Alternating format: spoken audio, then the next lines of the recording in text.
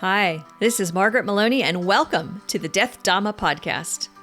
Open and honest discussions with wise and skillful teachers about their experiences with life, death, and Buddhism. If you wonder how others on the path have dealt with death and dying and grief, then be sure to listen in. Everybody has a story, a perspective, and a valuable lesson to share. Embrace death, live a full life, and learn how to love impermanence. Because as my dear father used to say, nobody gets out of this alive. Let's do Death Dhamma Ahas with thoughts and lessons from speaking with Dave Smith of Dave Smith Dharma. Dave shares that he has done a lot of work on himself and that he has found the Dharma and meditation practice to be the most transformative of all of the different work that he has done. And this is not a statement to be taken lightly. This is not someone with a shallow life experience. This is someone whose sister died in a car accident when he was 11. And then when he was 18, he was in a car accident with his girlfriend, and she died, as is a theme that we've seen in speaking with other people who have had experienced deaths in their family or in their friend circle at a young age. You know, the family struggled. And, I know one of the things he said was like, my sister died, and then I was kept home for a week.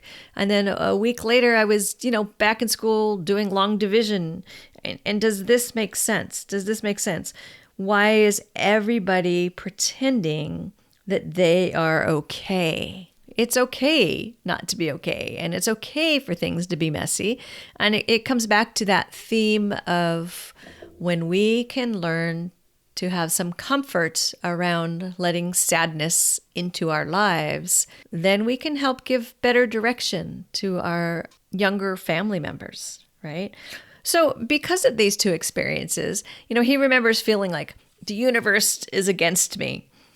And in a couple of ways, I remember saying to him, you were before your time. And I say that because, if you've heard the phrase YOLO, which is probably already outdated, but YOLO, you only live once. He kind of had that YOLO feeling of feeling invincible and just like he's going to go ahead and do whatever he wanted to do because he had been through these experiences. And, what did life have to offer him other than, sucky experiences of death of people he loved? And so why shouldn't he just do whatever he wanted to do? And because he was young, he also had that feeling of invincibility. The other thing where he was ahead of his time, before we as a country had September 11th, I'm a person speaking in the United States. I think most of you listening know that, but just to clarify, our own September 11th. He had his September 11th, 1993 was when he was in this accident with his girlfriend. And one of his early Dharma teachers, who was the first person who listened to him and helped normalize and validate his trauma, said to him, now you have wisdom because your heart has been ripped open. And not that none of us, I think, want our hearts to be ripped open, but to live life fully is to know that you're going to experience sadness and your heart is going to be broken open. And he discusses the importance of having that early Dharma teacher really validating his trauma and really teaching him early on in meditation and through watching the breath that, in that moment, any of us, we can get caught up, right? We can get caught up in what has happened to us, what is happening around us, what we are afraid of, what we are running from. And he mentions, the relief in just breathing and the relief in the present moment that he could point his attention in the direction of the present moment. And we can do that too. which led us to some thoughts on, do we take this for granted? So if you're listening and you've been practicing for a while and you sit down and you meditate, are you taking your practice for granted? Our ability to practice is a type of fortune. It's a privilege. We get to do this. We don't have to do this, right? And we have life swirling all around us. As he pointed out, we're not monks or nuns, many of us. Some of you are. And as you know, some of the people that we've spoken to on the Death Dhamma podcast are monks and nuns, but some of us aren't. And Dave Smith is not. He's like he pointed out to me, he's like, I'm sure you have a mortgage and a car payment like the rest of us. Yes, I do.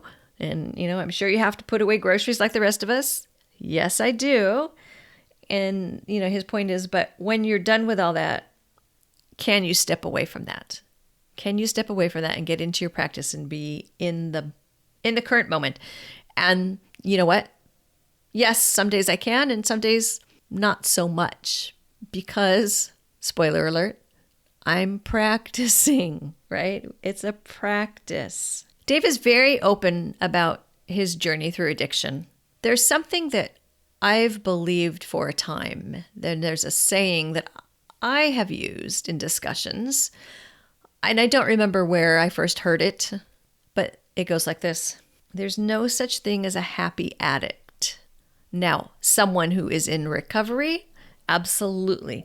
Someone in the throes of addiction, they didn't get there because they had a happy, easy life.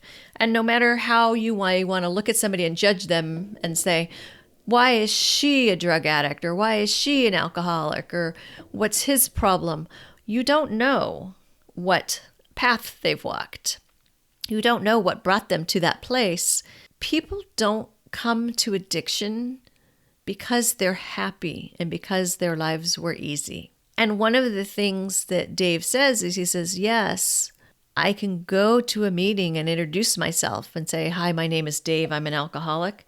He said, but what I really realized was I had untreated trauma.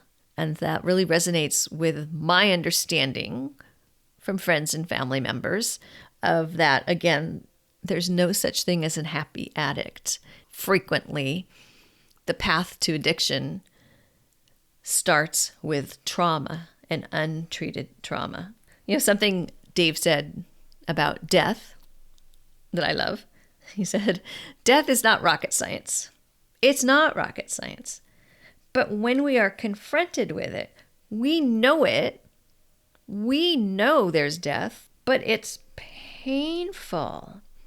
We know that people we love are going to die. We know we are going to die, but it is painful. So it's not the knowing that is the problem.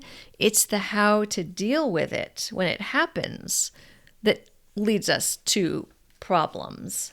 In the West, we very much come from a can we just move on and fix it type of culture. And we want to move on and fix it. And we want to hide away people who are sad, and we don't always want to deal with them, or we want them to be done with their sadness by a certain time limit. And what the truth is that we just need to allow people to suffer. And that might sound awful to you, but remember what we're talking about is suffering in terms of the Four Noble Truths. The truth is that there is suffering. So it's not like allow someone to suffer as you're going to step back and just watch someone be miserable and not offer them assistance. But we all need to know and acknowledge that there is suffering and that we will all go through it. And sadness is part of the suffering. So let's let people have their grief.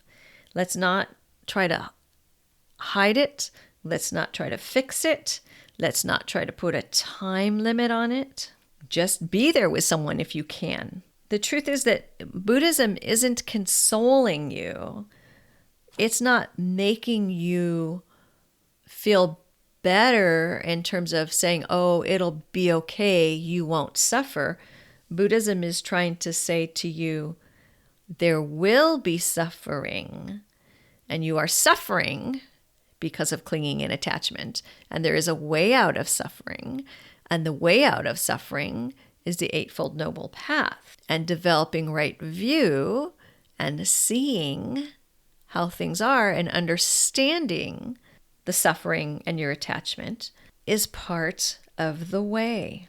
What we really need, the way that Dave explained it to me, and the way I interpreted it was, we need less knowing and more skillful behavior. We need skills to deal with loss and the emotion of sadness. We don't want to have shame. We don't want to feel like we have to self-isolate. We want to have self-compassion and go beyond self-compassion. What that really means is it goes back to not feeling like you have to isolate because you've been sad beyond your allowed sadness date, per cultural norms. And you want to be able to have someone who can just sit with you or acknowledge that you're sad and not try to fix it. You're not a bad Buddhist. If you're sad, when you love someone and they die, sadness is absolutely the appropriate response. Being a Buddhist isn't about avoiding sadness. It's not cutting off your feelings. It is learning how to live in spite of the suffering. And yes, we talk about manure. So there's poop talk in this podcast. So if you didn't listen, you might want to go back and listen to the poop talk, because we talk about stinky chicken fertilizer, because, it's true when you are growing a garden or you're growing fruits and vegetables, the nastier the manure, the prettier the flowers, or the better the fruit. So, suffering is your fertilizer. The good news, I think it's good news, is there's no finish line. There's no Buddhist finish line. We're practicing. We don't need to be obsessed with when we are going to obtain some kind of perfection. We need to just keep working on it. It's not a race. It is an important part of our lives. The final thought that I want to leave you with is Dave shared that his ability to accept sadness and tragedy is directly related to his ability to accept joy and happiness. And he's referencing equanimity. And what he was saying is, if I can accept sadness and tragedy at only a level of 1, then that's the level at which I can accept joy and happiness. But if I can go all in, if I can accept sadness and tragedy at a level 5 on a scale from 1 to 5, then I'm also going to be able to accept joy and happiness at a level 5. Go all in, my friends. Go all in with impermanence and your practice and your ability to feel sadness and your ability to feel joy. Feeling all the feels. Thanks, everyone. This has been the Death Dhamma Podcast with Margaret Maloney. Thank you for being here. Your reviews and comments are greatly appreciated. And please come find me on margaretmaloney.com. MargaretMeloni. And don't forget to check out Carpooling with Death, How Living with Death Will Make You Stronger, Wiser, and Fearless. Available in all your favorite formats over on Amazon. And most importantly, may you be well. May you be happy. May you be safe, at ease, and free from suffering. Bye for now.